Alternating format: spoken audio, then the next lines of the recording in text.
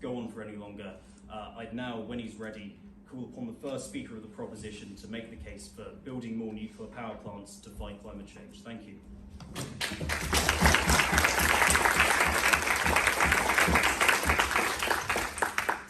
Okay, thanks. So I'm Paul Norman. I'm a professor as well as a doctor, in fact, and good evening to everyone. So I'd like to talk you through some of the scientific perspective, touching upon the need, as I see it, for new nuclear power stations. Now, we often talk about the sort of battle against climate change, and one wouldn't fight, one of the most important battles ever by doing only a few things. So it's really important that only a combination of everything that we can possibly do is an appropriate response to trying to stop climate change. And this includes, of course, obviously the build of new nuclear power stations. It's not the only thing we can do, and we can and should still use renewables, energy efficiency, and so forth. But obviously nuclear power as a low carbon, high power output source can help the problem. Now I think realism should also play a role in our judgments here. So saying that, for example, a certain energy mix of proportions might work on paper is actually very different to delivering upon that. So if anything, you need to kind of over-plan for the delivery of low carbon, or actually of any sort of energy resource, rather than only just stretching to just about what's needed, only to find then that in reality you come up short. And the analogy I've written down here is sort of a car journey. You wouldn't put in just the theoretical mileage needed to reach the destination. You would sort of over-plan, so you've got a bit extra available in the tank. This is very necessary in energy type projects, really, because in reality a lot of the planned projects don't come to fruition, and actually that applies to nuclear energy, that applies to wind energy, solar, all of them. All of the plans that you have, they don't actually end up happening. So you've really got to go the whole hog and do more than is needed and throw everything at climate change, including doing extra with nuclear. And of course this is also a global problem. So again, individual nations shouldn't be aiming at just doing their particular share. They should be doing everything that they possibly and feasibly can. Now yes, nuclear is green in terms of low carbon because, of course, the energy from it comes from splitting the atom rather than burning a carbon-based fuel to make carbon dioxide. But it's also very green in the more literal sense, and for some reason we don't often talk about that. By that I mean how much green, as in land, site area, we have to take away to site our particular power source. And I've got sort of an example here. So for example, Hinkley Point C, and indeed Sizewell C if it goes ahead, are roughly of the same sort of order in terms of site area as this university. I think Hinkley is slightly bigger and Sizewell is slightly smaller, but they're roughly the same size as the uni. Each of them producing about 7% of the UK's electricity. Now, in order to match that with windmills, you'd have to cover something of the order of roughly the Exmoor National Park in size, which for reference is about 2.5 times the size of the whole city of Birmingham. And Birmingham's a big city, as you well know. And you can ask yourself, is that truly being green if you've got to cover all that amount of area in windmills or solar panels?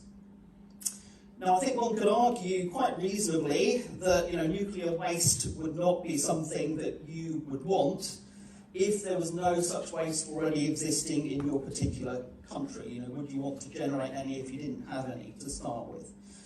But in reality, if you had a new fleet of nuclear reactors, that would actually barely change our current situation on nuclear waste. And I think one has to be sort of pragmatic and practicable about that. And of course, for the majority of that radioactivity, which is contained in what we call the high-level waste, that is in the UK only of the order of a house or so worth in volume. So again, it's sort of a mere pinprick on the map compared to, of course, climate change, which is reaching around the entire globe. It's it's worldwide. So they're completely different on scale. And of course, for reference, we would actually still need some sort of nuclear waste plan or nuclear waste scenario in the UK, even without civil nuclear power. And by that I mean that we require, of course, radiation and radioactive sources in things like nuclear medicine, including radiotherapy for the treatment of cancer. And also in industrial uses such as radiography, which also has sort of applications in nuclear medicine as well. And I've always been very proud actually to have taught radiation physics to students that have gone on to work on using radiotherapy for curing cancer in hospitals. And then finally, I just wanted to address the sort of cost type argument. Now, new nuclear, which is small modular reactors, so SMRs, and advanced modular reactors, are coming in sort of much cheaper than the old nuclear approach because of their new way of doing things.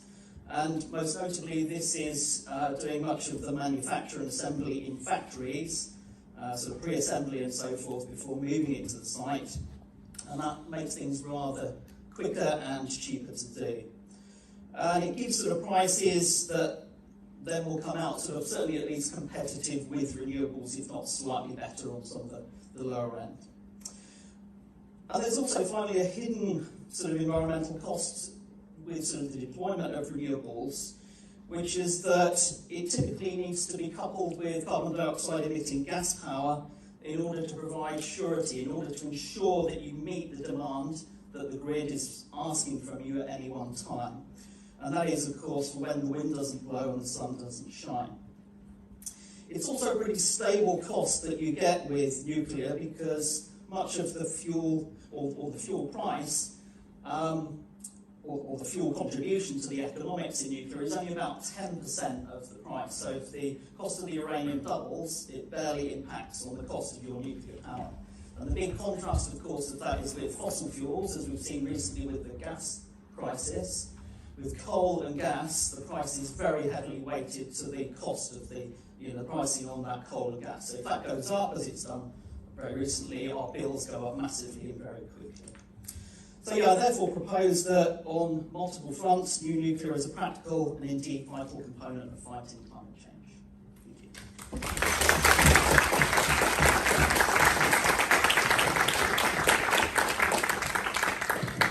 I'd like to thank the proposition for that good first speech. I now call upon the Speaker of the Opposition, when ready.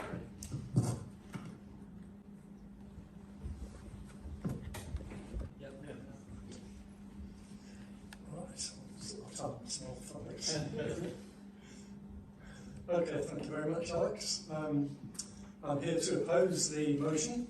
I think there's no clear advantage in nuclear energy, and I'm going to propose there's 5 distinct disadvantages in nuclear energy. But first, I'd like to say that I've actually been campaigning around 33 years, which is actually my half-life to date. So, there you go. I tend to start my explanations with how much nuclear energy provides at global level and UK level. Currently, at UK level, it's about 3% of our final energy demand. That's electricity, transport and heat. So that's about 3%. At global level, it's been about 2.3% of global energy demand. The IEA suggested that there'll be an increase of about 40% on nuclear power by 2050. World energy will be increasing as well. So proportionally, it will only be about 3 or 4% of global energy. I would suggest that the Earth is considerable, if not well in excess, cost-effective renewable energy resources to not need nuclear power. However, that said, since about 2006, Tony Blair and every minister, British minister since, has been suggesting that nuclear power is crucial, absolute, critical, vital, key, or of absolute need. That is a consistent commentary throughout that time. But it's not quite clear what they mean by that. And I've seen about 12 energy ministers come and go, and 5 nuclear teams at the Department of Energy come and go in my experience of meeting the various people. And the main advantages in their view is low cost consumer by 2050, energy security, as in reduced imports from people like Putin's regime, and low carbon baseload, as Paul's already referred to. I would suggest that I'll deal with these three advantages fairly quickly, hopefully. Energy security. If we're moving to renewables, and that is what I've been proposing, no more nuclear build, we'll be moving to renewables, principally offshore wind. We've got an excess of our entire foreseeable energy needs can be obtained by offshore wind. You wouldn't necessarily do that, but it'd be a big part. You don't have to build any more onshore wind if you don't want to. So I would dispute the greening of, or non-greening of many Exmoors or whatever. Because of renewables are indigenous and going to last probably about 1,000 billion years or whatever before the sun explodes or whatever, the end of the earth. We have got renewables. They are not going to run out, and Britain has got many indigenous renewables. We have no problem on energy security. So low carbon baseload. You don't have to use natural gas with carbon capture and storage to provide energy when your offshore wind is low on a winter's evening when demand is over 100 gigawatts. You use a backup based on low carbon gases and low carbon fuels. Some of that will be biomethane, biogas, but also synthetic fuels made from hydrogen and carbon. And I can come to that. It's a bit of a detailed discussion, but you can have low carbon energy. And indeed, the baseload, the government is proposing up to 24 gigawatts. Yes, a winter evening demand by 2050 might be over 100 gigawatts. So you still have to build lots of gas-fired backup. In any scenario, you'd have to build 20 gigawatts more in a renewable scenario, but that 20 gigawatts of capacity would only cost about 14 billion, which is half the cost of a Hinkley Point power station. So moving quickly on, that brings us to the costs. The Department of Energy models costs on a big computer model. The model that came up with that Secretary Quarten proposed the 24 gigawatts of nuclear power policy was based on a cost benefit between 0.1 and 1.7% of the total energy bill in 2050. That's within the margin of error for any 2050 modelling or any 2025 modelling. It is tiny. So I would suggest that the main issues are the disadvantages of nuclear power on the grounds that there's virtually no, or the cost benefit is probably zero, either way. Disadvantages, UK global security issues. In an age of cyber attacks and artificial intelligence, the threat of asymmetric warfare on nuclear power plants here and abroad, as in Ukraine, is something that it's going to be a lot bigger than it ever has been. Secondly, weapons of mass destruction proliferation. If we need a nuclear baseload in the UK, that argues for nuclear baseloads in all countries, and therefore you've got a potential for weapons proliferation off the back of use of all nuclear power plants. Public health risks. There's a lot of low-level radiation, as well as potential accidents from nuclear power. Those could be avoided if you went to renewables. Uranium procurement. Since the Russian invasion of Ukraine, Kazakhstan, the major world energy uranium producer, is not necessarily a great place to source uranium from. It's going to be more problematic in future. Not a massive issue in terms of the other things that I've been speaking about, but it still means that more indigenous people in Australia, US and Canada and Greenland are going to be suffering more mining from their sources. And intergenerational waste that has been mentioned. If you can avoid it, why don't you? It might be more than one geological disposal facility. So I would suggest that the disadvantages, which you can't cost on a computer model, outweigh the theoretical small percentage consumer bill reduction in 2050 that the government is proposing this massive nuclear programme on. Thank you very much.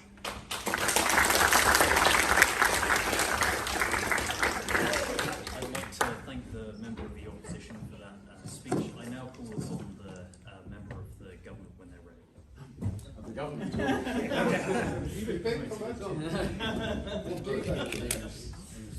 are we doing here?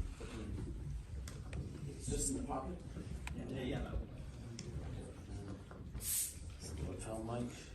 That'll do. Alright. What Paul's given you tonight has been the science. When we split the atom, we release no CO2, but we do release a huge amount of clean energy that we can use. He's also given you some of the facts.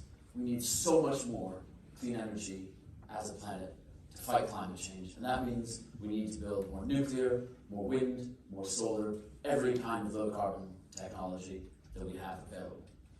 Neil said that nuclear is only 3% of global energy. That's true. Wind and solar are even less.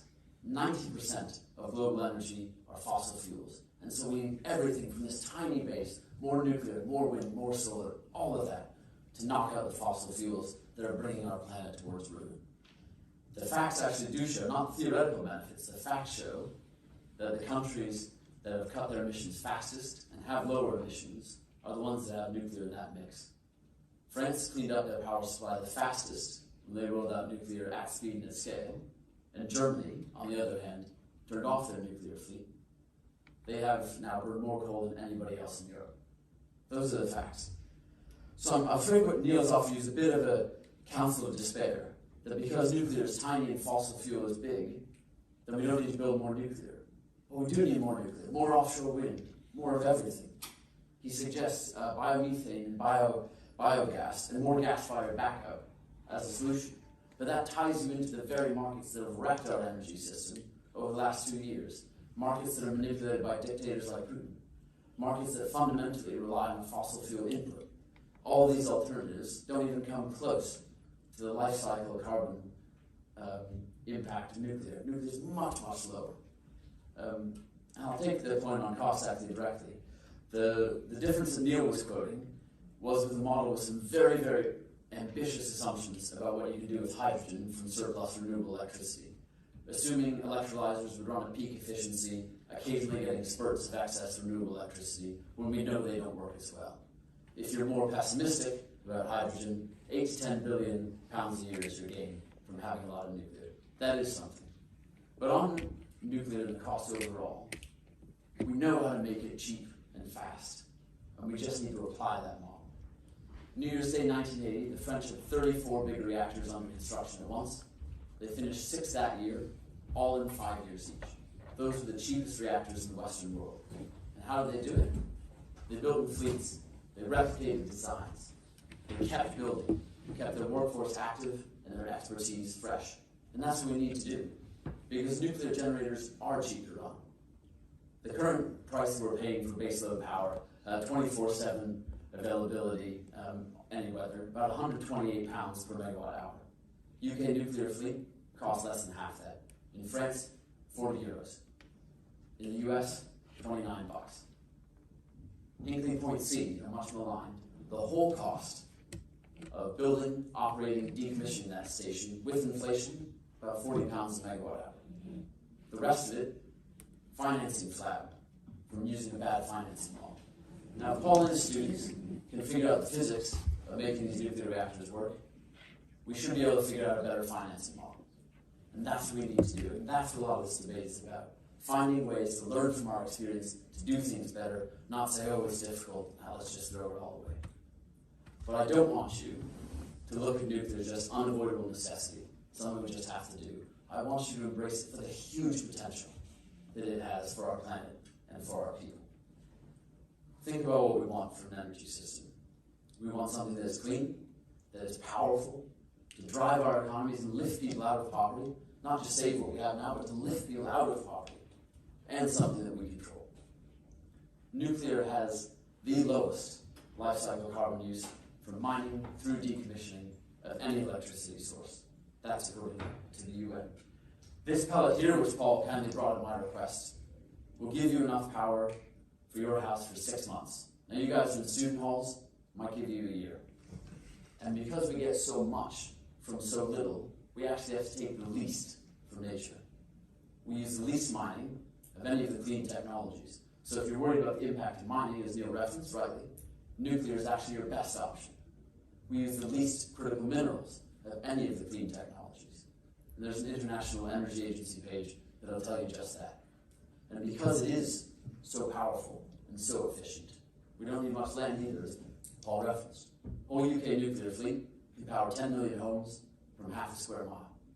And again, because we use the least land, we have the least impact on natural ecosystems of any electricity source.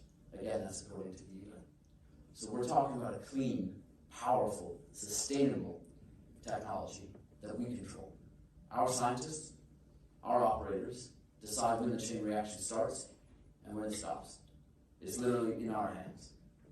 And that's really the core of what I want you to remember. That there is hope to fight climate change, to save the planet, if we trust ourselves and if we trust our science. We can find solutions. We can fix problems. Nuclear, wind, solar, hydro, batteries, anybody. If it works, make it better. Don't throw it away.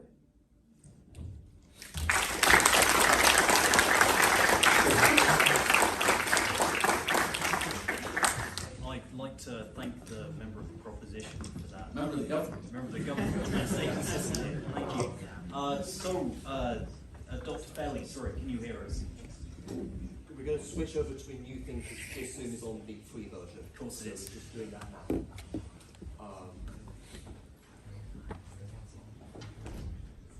Sorry, bear with us for a second there. Should we go then? Should we admire Neil from his... Neil? Admire Neil from...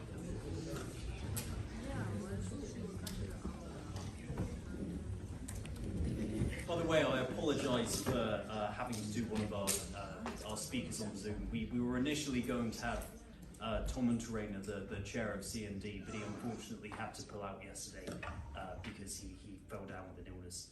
So we wish him well, but yes, we might just have to, is it?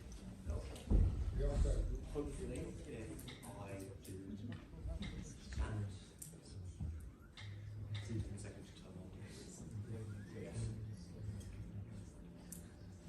Can you hear us? Hello? Sorry, can you hear us? Can you hear us, Ian? Yes. You've got the right person. That's good. Like, can you Hello, hear us now? sorry, can you say something, Ian?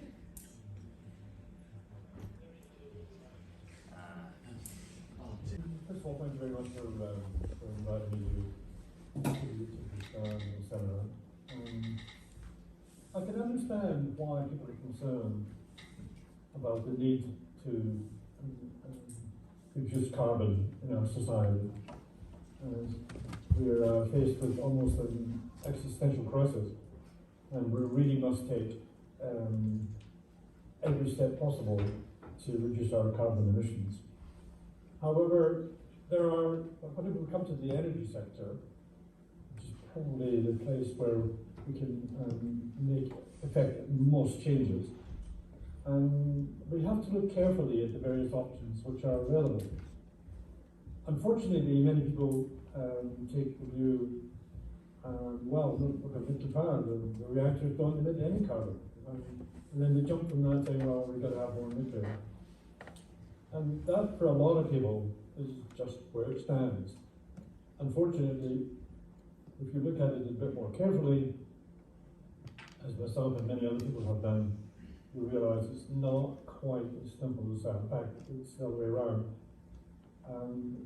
In terms of bang for buck, in other words, in terms of the best reductions of carbon per kilowatt hour, then the renewables are, roughly speaking, on average, about 10 times more efficient than nuclear.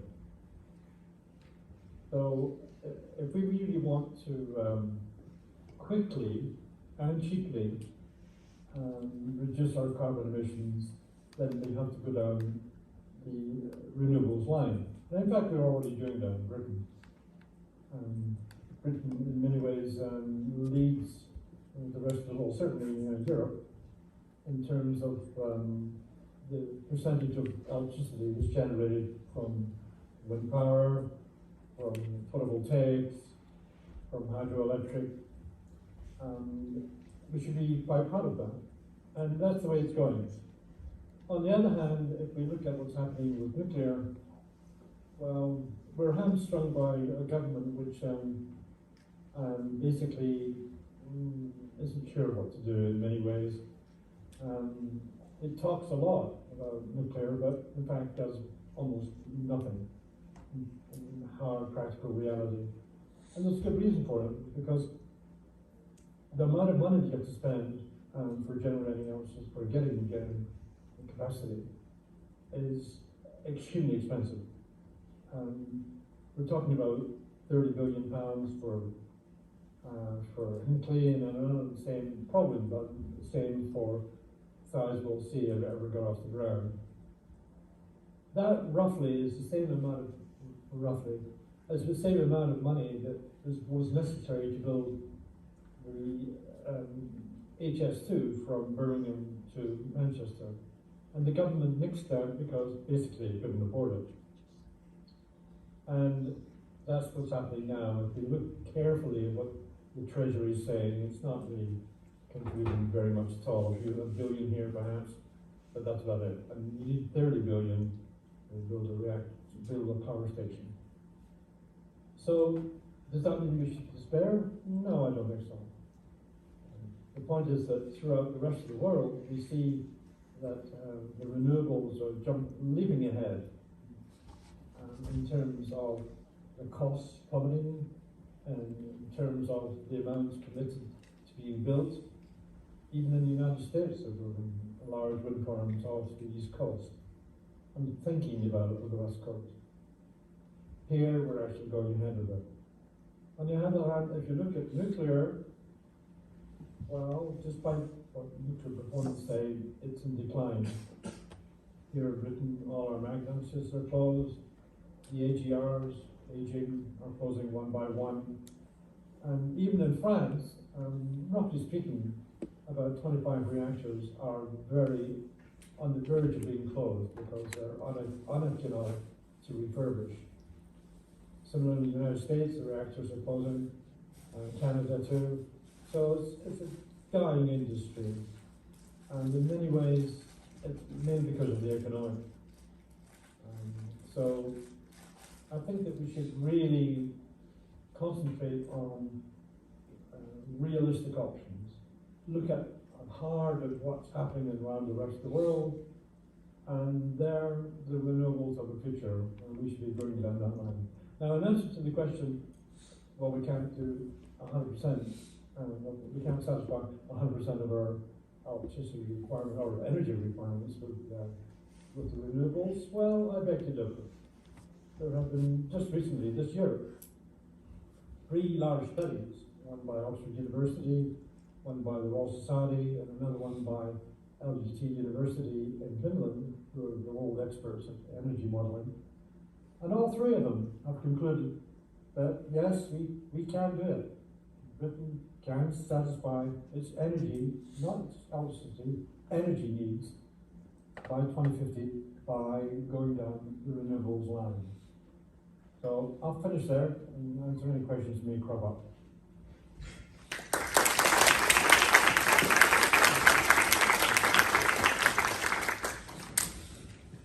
Thank you.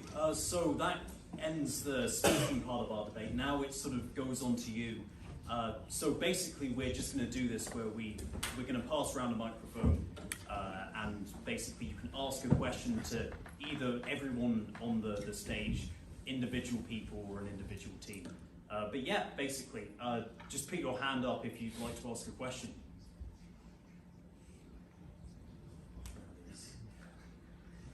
got one. Okay, I spent an entertaining part of my life in financial markets, in financial innovation. When the gilt market went wobbly last autumn, that was actually my stuff, crying for help out there. And I was intrigued by the notion that we need a new financial model, because I'm like the oldest person in the room, and I've been through 5 generations of new interesting financial model, and each generation seems to call them some variation of Chernobyl. They all go terribly, terribly wrong. I'd be interested to hear what form of financial innovation you think would make nuclear power less absurdly expensive.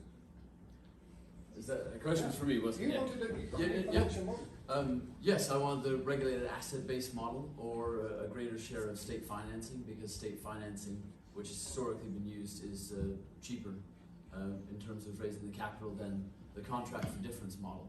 So in Hinkley Point C, contract for difference, for those of you who, it meant that there's a guaranteed price of the electricity once the station starts producing power. But there's all the risk is on the private developer for length of construction. So under that model, they borrowed borrowed money about 9%, 9.2%, which means that 2/3 of the ultimate cost of electricity that you pay is from the financing cost. Now the National Audit Office did a 2017 study that said if we borrowed this as government debt at 2%, the cost of the electricity would have been just 1/3 of that. You can look it up. National Audit Office 2017 Hinkley Point C. If we use the regulated asset-based model, which we are bringing in now, which is used for utility investments in water, the Thames Tideway Tunnel and rail and others, they estimate you can borrow the money at about 6%. Now, if you borrow money at 6% versus 9%, the station's ultimate electricity becomes about 40% cheaper. So that's what I would like to see. Because when you get with a nuclear power station, the highest proportion of your costs are construction costs before the station starts to operate. Then it's very cheap to run, and it'll go for 60 years, 80 years, probably this new generation station for 100 years. And that's very hard for private sector finance to account for, all those benefits going out literally generations. And so you need something that helps bring forward and price in those benefits to bring down what's otherwise a less desirable cost of borrowing the money. So that's the answer. Of course, you can interject. What I would say to that is that the contract for difference model for Hinkley C was £92 per megawatt hour once it's built, for 35 years guaranteed, index linked. So when Hinkley C does finally open, possibly 2028, and it's going to be into the 2060s, we'll be paying that, it'll be over £100 per megawatt hour. So I'm not sure what Lincoln you mentioned when it was about £40 per megawatt hour.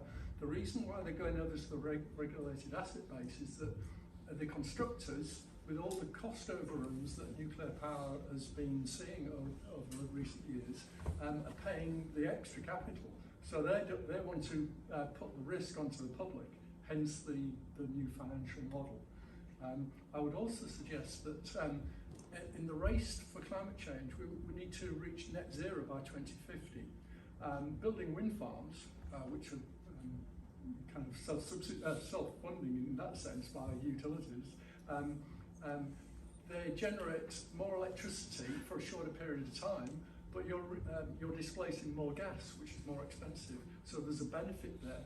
And if you're reaching 2050 in the least expensive way, then you build lots of offshore wind farms for the same price as a sizable sea. Yeah, can I go as well? So yeah, I think I'm just going to say that, with regard to, of course, the Hinkley C model or approach there, that is, as we said, that is sort of by the by now. So if we're the question of the debate is for going forward, isn't it, where we're looking at the new model that Lincoln was describing. And the other aspect would be that if we are instead going to build these small modular reactors, they are, as I said, much cheaper. So you're typically talking of the order of a few billion. They're lower power output, so you have to build some more of them. But the actual upfront investment is not so much. And that's actually one of the key reasons for going for it. I see a couple hands up. I'm going to go with you first, if that's okay. we can bring a microphone over, but if you're happy saying it out. I'll try to be loud. So, hi, I'm Ari. I'm an environmental sciences student at the moment, and thank you both for presenting tonight. So, I think my concern is mostly from a long-term perspective and somewhat also from a financial standpoint. I think that it's very easy these days in a moment of crisis to go for the most impactful, I guess, solutions at the moment and the most cost-effective solutions. However, what plays on my mind is that just like we've done with fossil fuels, which are a finite source, I worry that we will also kind of have a similar financial attitude towards nuclear energy, and that it is a resource that we will deplete quite soon. So I guess from my point of view is that how can you really justify I guess nuclear in a kind of long-term perspective, and how can you assure that nuclear will not be treated in the same way that fossil fuels will? Yeah, I think the sort of problem with looking at sort of resources of any type that you have left, be it coal, gas, nuclear, there's very rarely a very accurate picture of the resources that remain, because it doesn't make any sense for any company to look at what are the total worldwide resources of any of these things. So they typically will only project forward by something like 15 to 20 years, because that's all that makes sense for them to do. So when I was a kid, they were telling us that, you know, coal and gas are going to run out in 20 years. They're still saying it's going to be 20 years. And it's not because we haven't used any in that time, it's because that's the sort of period that people look forward. So there should be plenty of uranium out there to use for the reactors that we have or conceivably build in the relatively near future. But there are all sorts of different options that go beyond just our usage of uranium in current reactors. So you can use something called fast reactors, and actually the pellet for the fast reactor is even smaller. Just a couple of handfuls of these would be your electricity needs for your entire life. That's how low impact it is. But that would expand our uranium or our use of such fuel in reactors for something like 10,000 years at least. And you probably also heard of thorium reactors. If you're an environmental geological type scientist, you might know more about thorium in the Earth's crust than me, but it's something like 3 times as abundant as uranium. So that gives you an additional resource. So there's no real worry, I think, about us running out of nuclear fuel in the same sense. Could I just add? Of course, yeah. Because uranium, not as abundant as thorium, but still quite abundant in the Earth's crust, and it hasn't been prospected for that much because we mined more than we need in the 80s because we thought we'd build more nuclear. So actually quite a lot of stockpiles here in the UK, in France, in the US, as well as big known deposits in other countries, and we haven't done that much exploration. But I guess the other point I'd mention is that all of these clean technologies are relying on sources which are finite and which have to be mined. So critical mineral use, all of which is finite as well, is more intensive in wind, it's more intensive in solar, much more intensive in offshore wind actually, than it is in nuclear. And that's another constraint that we have to do. So we say we're not going to do nuclear, you're still running down finite sources. And that because of the efficiency of nuclear fuel, you actually still need the least stuff across whole life cycle. You need to take the least amount of stuff out of the Earth's crust to get the energy that you need. Thanks, Ian. Okay, well, in terms of fast reactors, I would say, well, if fast reactors are that good, then why aren't they building them? Why are we proposing a Sizewell C, which is a kind of third generation PWR? As regards thorium, that has been tried as well. A lot of technologies that sound new to you have actually been tried since the 50s and found wanting in some respects. They may well be smaller reactors, like the Rolls-Royce 400 megawatt reactor, which is a lot smaller, but it's not actually tiny. I would say that they're still ending up with building PWRs. As regards thorium, there is an issue there with it's a fertile material. It gets bombarded by a neutron and becomes uranium-233, which is bomb making. It's fissile bomb making stuff, and it is one of the simplest terrorist bombs you could use. So it's not necessarily a good idea, security and proliferation-wise, the thorium cycle. And Thanks. I'm a bit aware of time now, actually. We might want to cut back a bit on this. Slightly quicker answers. Sorry, I saw some hands up before people put their hands up again. I'll go with you. So, both sides of the house are proposing mining finite resources. Who can reuse their resources the best? Would be my question. Can I go with that first? I've done quite a lot of this, but basically offshore wind turbines, they are essentially mostly metal. Obviously, there can be concrete included, but and I'm mainly talking about offshore wind, certainly in the UK context. You recycle the metals after your 30-year, and that brings in. So in over a 60-year cycle, comparable with a nuclear proposal, you're using the metals twice, as it were. So your actual emissions, due to reduced recycling emissions, are about as low per kilowatt hour generated as nuclear. So that's. So I'd say nuclear fuel, what Paul was holding up, or the pellet that I sent around, when it comes out of the reactor, only about 3% of the material is actually waste. The rest can be recycled. So 97% of the fuel could be recycled, if that's what your priority is. The other point is about the asset lifetimes, the operating lifetimes. So wind turbine will operate for 25, 30, I hope they get more out of them. I think they probably will, maybe 30, 35 years. But nuclear stations design for 60 years, and then they'll probably get 80 and most likely 100 and hopefully continue improvements. So you have to rebuild, recycle using energy to recycle, deconstruct, build again, deconstruct, build again, deconstruct. The amount of other capacity, renewable capacity, to get the same as you would get from building just one nuclear power plant. On the 100-year point, do we want to be extending the life beyond design of city-critical systems like that? And I mean, refurbishment is expensive. Is that something that's being worked on now? Yes, it is, yeah. And it's, so nuclear designs are done with colossal safety margins to start with. And there is no life extension that is invented without a very, very rigorous safety. So nothing, absolutely nothing in the industry is ever being done.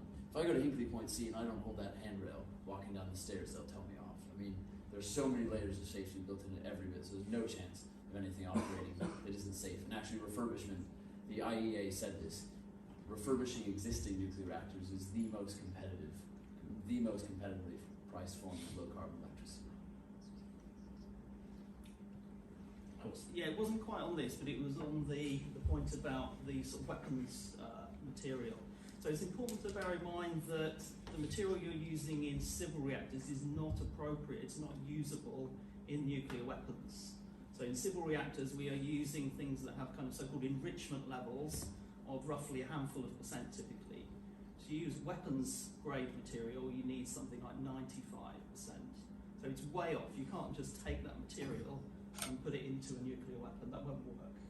You need sort of heavy enrichment facilities in order to do that. You need to be really technically savvy in order to have those facilities, and it would be very easy to pick up that somebody is doing that. Like Iran. Yes, well, the Americans view them by satellites and see what they're doing, yeah. They have done that in many countries before, and they turn out to be less than accurate, I suppose. But I see a few hands again. I'm gonna go with you in the top right corner. I'm just wondering if this is correct on the legal side, but with sort of lots of new innovations and research that is finding new renewable sources in the future, especially I think with regard to nuclear fusion, doing far more in recent years, do you not think it might be unwise to build new nuclear fission plants which obviously have long life cycles, which may begin to become a more obsolete form of energy within the next possibly few decades at current rate of innovation? Who knows how long they'll actually be needed for, especially with regards to the high cost to construct them. I don't mind. The quick one is that yes, we should, because there are quite substantial materials challenges to getting fusion to work. We know fusion works and is reliable, and by the time you'd have fusion commercializable, the fission reactors would have paid off their capital costs and then be very, very cheap to run. You'd be just operating costs. And you need, because of the severity of the climate crisis, you need to go with stuff that is proven to work today to be sure of saving the planet. And then we can have the ability to choose, 60, 70, 80 years from now, but we're going to need such an immense need for clean energy. We'll probably need both fission and fusion, wind, solar, a lot of other different things. Do you have anything to say on that? I'll pass them on. Sure. Totally agree, I think. I'm The need sure is I'm now. going to try. I see I keep on saying that, but I'm going to go with you there. Yes, I have a question for Lincoln. If we were to see a majority Labour government coming in the next election, are you confident that they would hit the ground running with nuclear power? Or vice versa, if you were to see a Labour minority with a Lib Dem coalition partner, would you be worried that they would veto any action that George Johnson done? Well, it's my job to make sure that they would hit the ground running. My job is to lobby for the nuclear industry. With a majority Labour government, yes, I would be confident of that. I think because they are more amenable to public financing of green infrastructure, which helps bring down the borrowing costs, which are the biggest chunk of the cost we pay. But also because they realize, and the Conservative government realize this, and a lot of people that do, we want to build a net zero economy that's worth living in for people, where they have good jobs, they have stable jobs, they have skilled, well-paid jobs. You can build a life, you can build a family near the place where you grew up, and that's one of actually the great benefits that nuclear power stations deliver. And I think the Labour Party is coming around to that. That it's one of the most jobs-rich forms of clean energy, very strong with the trade unions. So yes, I would be confident of that. And you can tell my boss I said that, so next performance review, say, oh, Lincoln, what have you done? Of course, I would say that the Labour and Tories have been gung-ho for Sizewell C in probably equal measure. But I would like to see them see the cost assessments before they sign the dotted line. And I'm not sure which party would really go for Sizewell C.